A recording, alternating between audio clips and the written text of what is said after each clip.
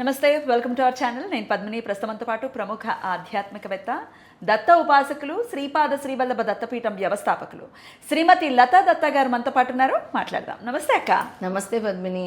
అక్క, అధ్యాయాలు మనం సామూహిక గురుచరిత్ర పారాయణలో భాగంగా 12 అధ్యాయాలు కంప్లీట్ చేసుకున్నాం. 13వ అధ్యాయంలో ఉన్నాము. ఈ గురువారం 13వ అధ్యాయం మనం చదువుకుంటాం కాబట్టి అధ్యాయాన్ని మీరు చదివి వినిపిస్తారు. అలాగే ఫలశ్రుతి, ఆ అధ్యాయం చదవటం వల్ల వచ్చేటటువంటి ఫలితం ఏమిటో కూడా చెప్తూ ఉన్నారు. ఈసారి ఏకాదశితో కూడి వస్తాం. అవును పద్మిని, నిజంగా పారాయణం చేసే వాళ్ళందరూ ఎంత అదృష్టవంతులు అంటే అధిక మాసంలో పారాయణం చేయటం వల్ల ఎన్నో రెట్ల ఫలితం వాళ్ళకు వస్తుంది. గురుచరిత్ర పారాయణం అధిక మాసంలో విష్ణుమూర్తి ఆరాధన, దత్తాత్రేయ స్వామి త్రిమూర్తి ఆరాధన, అసలు ఎన్ని విధాలుగా స్వామి అనుగ్రహం లభిస్తుందో మనం చెప్పలేం. ఈ పారాయణం చదివే వాళ్ళందరూ కూడా బ్లెస్డ్. స్వామి వాళ్ళందరిని ఎంచుకున్నారు. ఎంతమంది అయితే 110కి పైనే చేస్తున్నారు అందరు కూడా. కన్సిస్టెన్సీ మెయింటైన్ చేస్తున్నారు. అవును, ఊపులో ఫస్ట్లో మామూలుగా అయితే 2-3 వారాలు చదివేసి మర్చిపోవటము, కుదరట్లేదంటాం, ఇట్లా కాదు. అనుగ్రహం అంతే. అసలు వీళ్ళందరికీ కూడా నా తరపు నుంచి దత్తపీఠం నుంచి ఒక బహుమతి ఎంతమంది చదివారో వాళ్ళందరికీ కూడా ఇవ్వటం జరుగుతుంది. ఆఫ్టర్ 52 వీక్స్ ఎవరైతే ఖచ్చితంగా ఈ పారాయణం చేస్తారో వాళ్ళకి, మనకి అంటే శ్రీపాద వల్లభులే వాళ్ళని ఎంచుకున్నట్టుగా భావించి వాళ్ళకి మనము ఆ గిఫ్ట్ ఇవ్వటం జరుగుతుంది స్వామి సమక్షంలో, పీఠంలో అనేది లాస్ట్ వీక్లో తెలియజేస్తాం. లాస్ట్ సో చక్కగా ప్రతి వారం చదువుతూ వెళ్ళండి. మేము చూస్తాము ఎవరెవరు చదువుతున్నారో, నిజంగా చదువుతున్నారో లేదో స్వామి చూస్తారు. ఇక చదవకుండా అలా మన వాళ్ళే అయ్యో చదువుతారు. అయితే ఈ వారము విశేషం పరమ ఏకాదశి. అంటే ఎటువంటి బాధలైనా తొలగిస్తారు స్వామి ఈ పారాయణం చేయటం వల్ల. ఇక ఫలితాన్ని ఆఖరి చెప్పుకుందాము. శ్రీ గురు చరిత్ర 13వ అధ్యాయము. శ్రీ గణేశాయ నమః, శ్రీ సరస్వతి నమః, శ్రీ గురుభ్యో నమః. శ్రీ గురుని కథ శ్రద్ధగా విని పులకించుకుపోయిన నామధారకుడు సిద్ధమునికి నమస్కరించి, స్వామి, ఈ గురుచరిత్ర ఎంత విన్నా తనివి తీరటం లేదు. నా పరిస్థితి లేత వచ్చికను చవిచూచిన ఆకలిగొన్న ఆవు వలె ఉన్నది. నేనెంత అల్పజ్ఞున్నో నాకు ఇప్పుడు తెలుస్తుంది.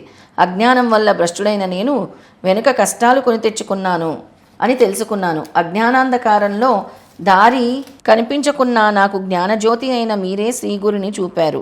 మీ రూపంలో శ్రీగురుడే నన్ను అనుగ్రహించారు అని చెప్పాడు. సిద్ధయోగి సంతోషంతో అతని శిరస్సుపై చేయి పెట్టి, నీ జన్మ ధన్యమైంది. శ్రీగురుని పాదాలు నీ హృదయంలో చోటు చేసుకున్నాయి కనుకనే ఇలా కోరగలుగుతున్నావు. ఇందువల్ల నీవు తరించడమే కాక సాటివాణ్ణి కూడా తరింప చేయగలవు అని శ్రీగురుడు చెప్పారు. శ్రీగురుడు ప్రయాగలో ఉండగానే వారి మహిమ గురించి ఖ్యాతి విని నలుదిక్కులా వ్యాపించింది. ఎందరో ఆయనకు శిష్యులయ్యారు.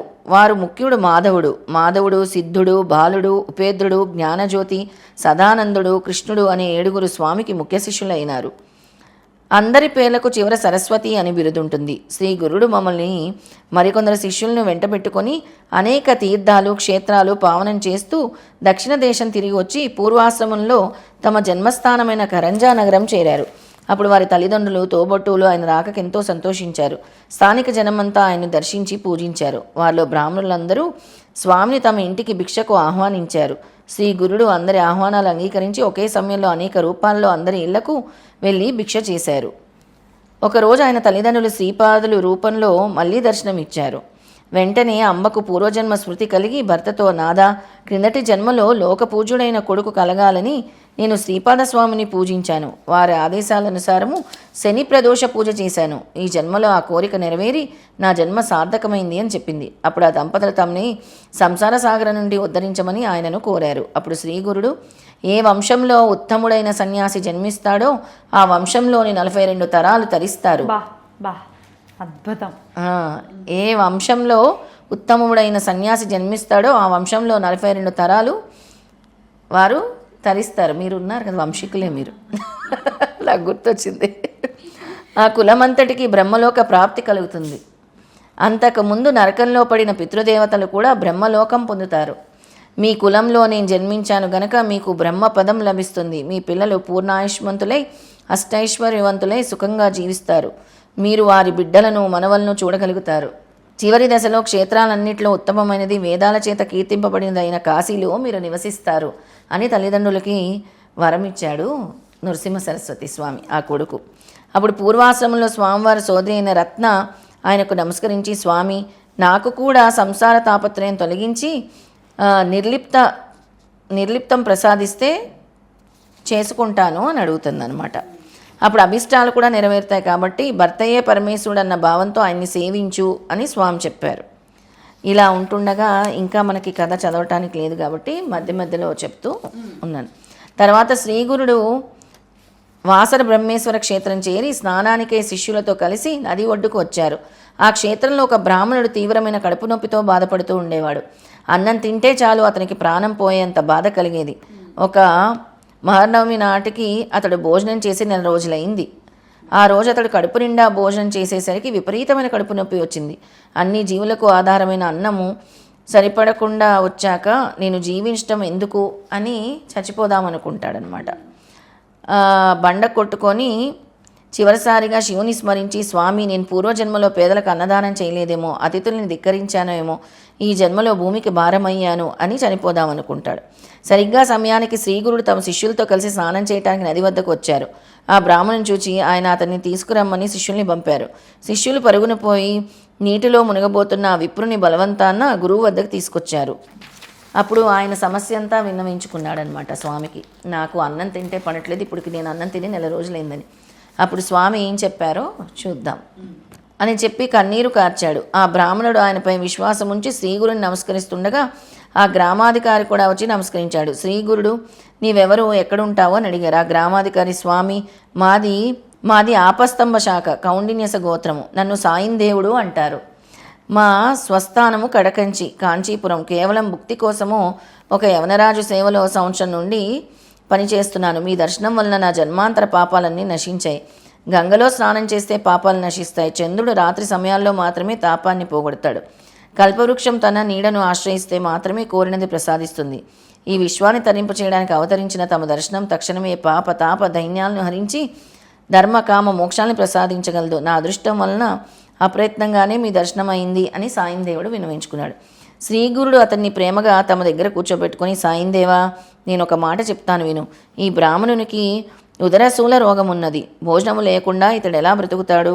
ఇతని రోగానికి మృష్టాన్న భోజనమే మందు. కనుక నీవు అతన్ని తీసుకెళ్ళి మంచి భోజనం పెట్టు అని ఆదేశించారు.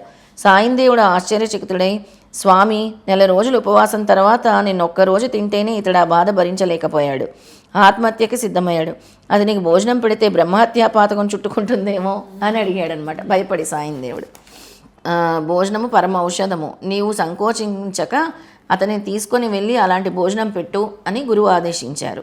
సాయిందేవుడు ఆయనకు నమస్కరించి శిష్య సమేతంగా శ్రీగురిని కూడా భిక్షకు ఆహ్వానించారు. అప్పుడు శ్రీగురితో పాటు అందరూ సాయిందేవుని ఇంటికి వెళ్ళారు. పుణ్యదంపతులు రంగవల్లుతో తీర్చిదిద్దిన మండపాలు మీద చిత్రాసనాలు వేసి శ్రీగురిని మిగిలిన అతిథుల్ని కూర్చోబెట్టి రుద్ర సూక్తము మొదలైన మంత్రాలు చదువుతూ శ్రీగురిని సర్వోపచారాలతో పూజించారు. శ్రీగురుడు సంతోషించి, మీ సంతతి వృద్ధి పొందుగాక, నీ వంశస్థులందరూ మా యందు భక్తి కలుగుగాక అని సాయిందేవుని ఆశీర్వదించారు. ఆ తర్వాత ఆ దంపతులు అందరికీ షడ్రసోపేతమైన భోజనం పెట్టారు. శ్రీగురుని కృప వలన ఉదర రోగి అయిన బ్రాహ్మణుడు ఆ భోజనం అమృతంలా పనిచేసి అతని రోగబాధ మాయమైపోయింది. స్వామి చేతిలో పడితే ఇంక తిరిగా అంతే, తిరిగే ఉండదు. ఇంతటితో ఈ అధ్యాయం సమాప్తం. శ్రీ దత్తాయ గురువే నమః, శ్రీపాద శ్రీవల్లభాయ నమః, శ్రీ నృసింహ సరస్వతియే నమః. ఎంత బాగుందో అధ్యాయం. ఫలితం చెప్తాను. చూసారా, ఈరోజు ఏకాదశి భోజనం వల్ల ఎటువంటి కరెక్ట్గా లింక్ అయినట్టు వచ్చింది అక్కడ లింక్ అధ్యాయము ఏకాదశి కదా, చాలా చాలా లింక్ అయింది. అసలు అన్నం తింటే మనం ఏకాదశి నాడు అన్నం తినకూడదు, కానీ అన్నం తినడం వల్ల ఆయనకి వచ్చిన ఆ ఇబ్బంది నుంచి ఎలా బయటపడ్డాడు. ఏకాదశి రోజే వచ్చింది అది. ఏకాదశి రోజు ఎంత ఇంటర్ రిలేట్ అయింది. స్వామి అన్నం తినిపిస్తున్నారు, స్వామి అన్నం అది వచ్చింది అనమాట. అయితే ఉదర సంబంధము వ్యాధులు మటుమాయమవుతాయి. ఉదర సంబంధం అంటే కడుపుకి సంబంధించిన వ్యాధులన్నీ నయమవుతాయి. చక్కని ఆరోగ్యం లభిస్తుంది. ఈ కడుపు నొప్పి, gastric problem, digestion problem, stomach related problems ఉన్న వాళ్ళందరూ కూడా, ఆరోగ్య సమస్యలు ఉన్న వాళ్ళు ఈ అధ్యాయాన్ని పారాయణ చేయటం వల్ల ఇవన్నీ కూడా తొలగిపోతాయి. అద్భుతం అక్క, ఎంత చక్కగా స్వామి అలా ఆయన డ్రైవ్ చేస్తున్నారు అంతే. ఆయనే, అందుకే నేను అన్నాను ఇంతమంది బ్లెస్డ్. అంతే, ఏకాదశి రోజు అందరికి రిలేటెడ్ అధ్యాయం వచ్చింది. స్వామి అనుగ్రహం అంతే. మనం డీకోడ్ చేసుకోగలగాలి, కొంచెం ఆలోచించగలగాలి అంతే. అద్భుతం ఆలోచిస్తే అక్క. చాలు. చాలా చాలా చక్కగా చదివి వినిపించారు, సంతోషం. మరి మీరు కూడా ఖచ్చితంగా చదువుతున్నారు కాబట్టి మర్చిపోకుండా కమెంట్ సెక్షన్లో రాయండి. మేము ఖచ్చితంగా మేడం అన్ని వీడియోస్ చూస్తున్నారు, ఎవరు కరెక్ట్గా వస్తోంది, ఆర్డర్లో వస్తున్నారా లేదా అనేది కూడా అబ్జర్వ్ చేస్తున్నారు. సో చక్కగా రాయండి. అద్భుతం అక్క, thank you so very much. నమస్తే అక్క. జయ గురుదత్త. శ్రీ గురుదత్త.